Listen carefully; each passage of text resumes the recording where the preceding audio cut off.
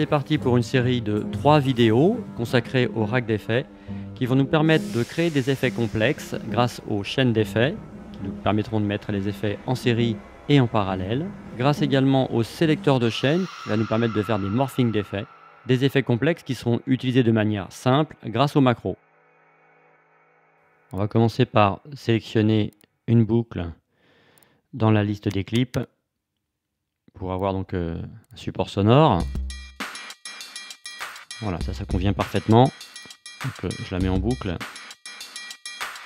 Et je vais donc fabriquer un effet de réduction de bande passante sur la base de l'effet EQ3 qui va me permettre donc de couper complètement la bande grave, couper complètement la bande aiguë et de jouer sur la fréquence de coupure grave et la fréquence de coupure aiguë pour avoir donc une bande passante plus ou moins large. Alors, donc, dans l'état actuel des choses, je dois donc manipuler 2 paramètres pour pouvoir élargir ou rétrécir ma bande passante. Et avec donc les racks d'effets, je vais pouvoir le faire avec un seul bouton. Alors, je vais commencer par donc, créer un rack d'effets. Donc, je fais un clic droit sur le titre de mon effet et je choisis la commande grouper, ce qui a pour conséquence d'insérer mon effet au sein d'un rack d'effets qui est matérialisé par les 2 zones qui délimitent mon rack d'effets.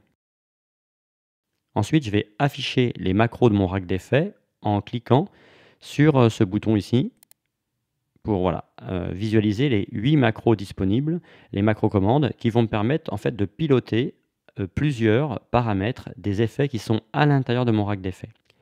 Alors, on va donc d'abord rentrer donc, en mode map en cliquant sur le petit bouton qui se trouve ici. Et on va donc affecter plusieurs paramètres sur une seule macro. Donc je vais commencer par la fréquence haute, je clique dessus pour la sélectionner, et ensuite je clique sur le bouton Map qui se trouve dans le bouton macro 1. Donc voilà, maintenant à partir de là, je peux donc piloter ma fréquence haute avec ma macro 1, qui a été renommée comme on le voit. Voilà, pour piloter donc en même temps la fréquence basse, je clique sur le paramètre et je la map sur la même macro. Et maintenant, ma macro 1 pilote les 2 paramètres en même temps. Alors le problème, c'est que évidemment les fréquences évoluent dans le même sens. Elles montent et elles descendent toutes les deux en même temps. C'est pas ce que je veux. Moi, je veux que lorsque l'une augmente, l'autre diminue et inversement. Alors quand on est en mode map, on voit que le navigateur a été remplacé par un listing des affectations de macros. Et donc pour résoudre mon problème, je vais faire sur la première ligne, la ligne fréquence low, un clic droit et je vais demander à inverser la plage des valeurs de la fréquence low. Voilà, donc comme on le voit qui s'inverse. Et donc maintenant, lorsque je manipule mon bouton macro 1, je vois que la fréquence low augmente lorsque la fréquence high diminue et inversement. J'ai ce que je voulais. Alors le problème, c'est que ce qui est un peu stupide, c'est que lorsque je me mets au minimum, mes 2 fréquences se croisent. C'est pas très logique pour l'effet qui m'intéresse. Donc je vais limiter en fait la course de chacune des fréquences.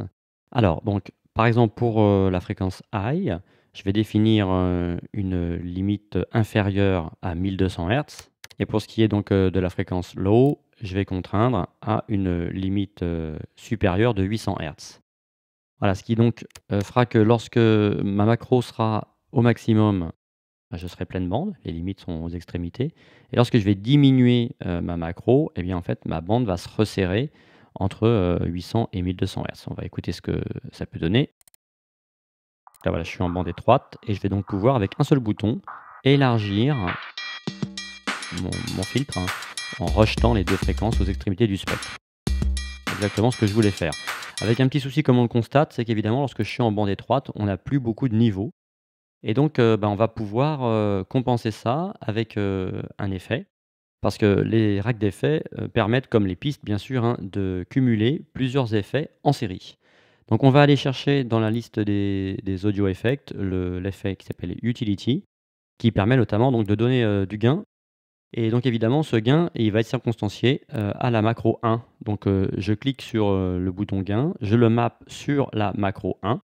Et donc dans mon navigateur d'affectation macro, je vais demander à ce que le gain soit de 18 dB lorsque le macro est au minimum, donc ce qui correspond à la bande étroite. Et par contre, lorsque ma macro est au maximum, je vais demander à ce qu'il n'y ait plus de gain, puisque pas besoin de compenser en fait la réduction de bande. Donc là, je vais marquer 0 dB. On essaye. se passe en bande étroite. Voilà, ça fonctionne. Un peu trop bien même, hein, il y a un peu beaucoup de gain. On va rajouter un limiteur. Voilà, pour lisser un peu les petits accidents. On réessaye.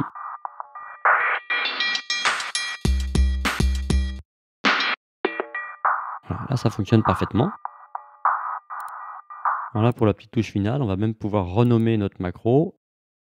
Pour se rappeler la fonction que la macro évidemment réalise. On peut même mettre un peu de couleur pour accrocher l'œil, qui va nous permettre de restreindre l'affichage en fait de notre rack d'effets juste au macro, qui bien sûr resteront disponibles sur un push, hein, éventuellement. Voilà, donc dans la prochaine vidéo, on ira encore un peu plus loin. On a vu dans celle-ci qu'on pouvait donc avec les macros piloter des effets qui étaient en série à l'intérieur du rack d'effets. On verra dans la prochaine vidéo qu'on peut aussi mettre ces effets en parallèle, en plus de les mettre en série pour faire des effets encore un peu plus complexes, tout en les pilotant de manière simple avec les boutons de macro.